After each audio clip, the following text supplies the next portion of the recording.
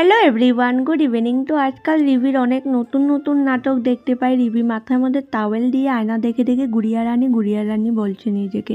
তারপর এখানে চা খেয়ে নিলাম। ডিনারে সয়াবিন হয়েছিল আর মিষ্টি কুমড়োটা সকালের জন্য ফ্রাই করব, এখন কেটে রেখে দিলাম।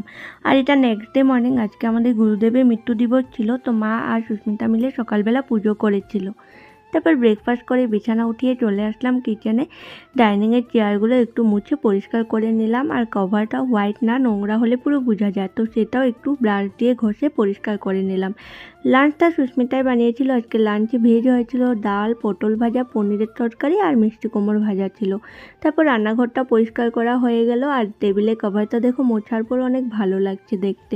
আর ছাদে কিছু কাপড় শুকাতে দেওয়ার ছিল, সেগুলো সুস্মিতা দিয়ে দিচ্ছে। আর রিবি আজকে ফার্স্ট টাইম একা একা সিঁড়ি দিয়ে উপরে উঠে গেল। আর এখন রিবি ঘুমিয়ে গেছে, আমিও রেস্ট করে নেব। ইভিনিং টাইমে খেয়ে নিয়েছিলাম চা। তো চলো ব্লগটা এই অবধি রাখলাম।